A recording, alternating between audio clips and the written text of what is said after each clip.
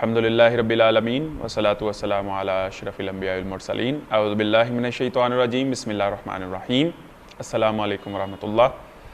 حضور صلی اللہ علیہ وسلم نے ارشاد فرمایا، جو شخص جھوٹ چھوڑ دے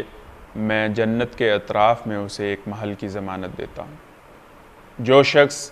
حق پر ہوتے ہوئے بحث کو چھوڑ دے میں جنت کے وسط میں اس کو ایک محل کی ضمانت دیتا ہوں،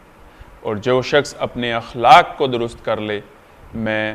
جنت کے اعلیٰ درجے میں اس کو ایک محل کی ضمانت دیتا ہوں۔ یہ ترمذی شریف کی 1993 نمبر روایت ہے اور حضرت انس بن مالک رضی اللہ تعالیٰ عنہ اس کے راوی ہیں۔ جھوٹ انسانی شخصیت کو مسخ کر کے رکھ دیتا ہے، اس لیے اللہ کے نبی صلی اللہ علیہ وسلم نے ایک اور حدیث میں ارشاد فرمایا، لیس المؤمن الکاذب، مومن جھوٹا نہیں ہو سکتا۔ ایک شخص اللہ کے نبی صلی اللہ علیہ وسلم کے پاس آیا اور اس نے کہا کہ میری شخصیت میں یہ خامیاں ہیں، لیکن میں تمام گناہوں کو بیک وقت نہیں چھوڑ سکتا، مجھے ایک بات بتائیے جس کو میں اپنے پلے باندھ لوں، جس سے میری تمام کی تمام شخصیت سنور جائے۔ تو اللہ کے نبی صلی اللہ علیہ وسلم نے اس کو کہا کہ تم جھوٹ چھوڑ دو، اور واقعی ایسا ہوا، اس شخص نے جھوٹ چھوڑ دیا، سچ بولنے کا عزم مصمم کیا، جس کی وجہ سے اس کے تمام گناہ چھوٹ گئے۔ محدثین نے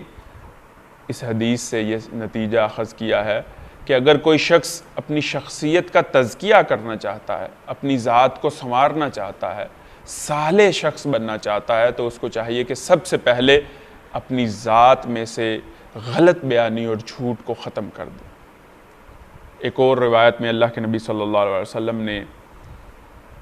جھوٹ کو منافق کی نشانیوں میں سے ایک نشانی قرار دیا کہ منافق شخص جب بات کرتا ہے تو جھوٹی بات کرتا ہے۔ جھوٹ ایک ایسی بیماری ہے جس کی وجہ سے انسان کی شخصیت کی تمام کشش جاتی رہتی، اس کے تمام معاملات میں سے برکت اٹھ جاتی۔ اس لیے اللہ کے نبی صلی اللہ علیہ وسلم نے ارشاد فرمایا کہ کوئی شخص اگر جھوٹ بولتا رہتا ہے تو یہاں تک کہ اس کے چہرہ جھوٹے لوگوں میں شمار ہو جاتا، اس کی پیشانی جھوٹی پیشانی شمار ہوتی، اور وہ اسی حالت میں اللہ کے دربار میں حساب کے لیے پیش کر دیا جاتا ہے کہ وہ جھوٹا ہوتا ہے۔ پھر حدیث کے اگلے ٹکڑے میں اللہ کے نبی صلی اللہ علیہ وسلم نے ارشاد فرمایا کہ جو شخص حق پر ہوتے ہوئے بحث کو چھوڑ دے اس کے لیے میں جنت کے وسط میں، درمیان میں جنت میں محل کی ضمانت دیتا ہوں۔ بحث تمام جھگڑوں اور لڑائیوں کا آغاز کرنے والی چیز ہے، یہیں سے تمام فسادات کا آغاز ہوتا ہے۔ سیاسی جھگڑے، خاندانی جھگڑے، کاروباری جھگڑے، تمام جھگڑوں میں پہلے ایک دوسرے سے بحث و جدال ہے، پھر آوازیں اونچی ہوتی ہیں، اور بدقسمتی سے بات جنگ و جدال اور دست و گریبان تک پہنچ جاتی ہے۔ اس لیے اللہ کے نبی صلی اللہ علیہ وسلم نے سختی سے مومنوں کے آپس میں جھگڑا کرنے کو بالکل حرام قرار دیا۔ ایک اور مشہور روایت میں اللہ کے نبی صلی اللہ علیہ وسلم نے ایک دفعہ صحابہ سے کہا کہ آؤ میں تمہیں تعین کے ساتھ یہ بتا دوں کہ رمضان المبارک کے آخری عشرے میں لیلۃ القدر اس کی نشانیاں کیا ہیں، تاکہ تم اس رات کو اس نشانیوں کی روشنی میں تلاش کر پاؤ۔ اسی اثناء میں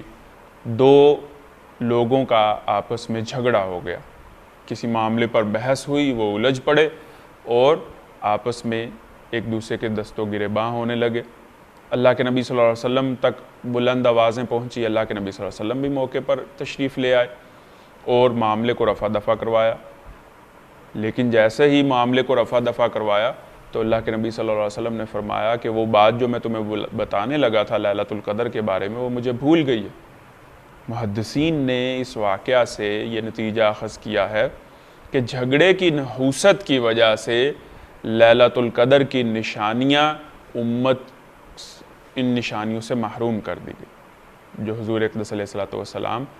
تعین کے ساتھ اپنی امت کو آسانی کے لیے بتانے والے تھے۔ تیسری بات اللہ کے نبی صلی اللہ علیہ وسلم نے فرمائی کہ جو شخص اپنے اخلاق کو سنوار لے اور عمدہ کر لے میں جنت کے بلند درجے میں اس کے لیے ایک محل کی ضمانت دیتا ہوں۔ ایک اور حدیث میں اللہ کے نبی صلی اللہ علیہ وسلم نے ارشاد فرمایا کہ قیامت والے دن کسی شخص کے نامہ اعمال میں اچھے اخلاق سے، عمدہ اخلاق سے زیادہ وزنی چیز اور کوئی نہیں ہوگی۔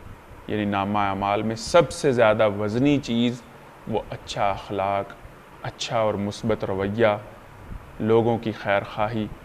ایک بہت مثبت اور متوازن شخصیت، با اخلاق شخصیت، یہ نامہ اعمال میں سب سے وزنی چیز ہوگی قیامت والے دن۔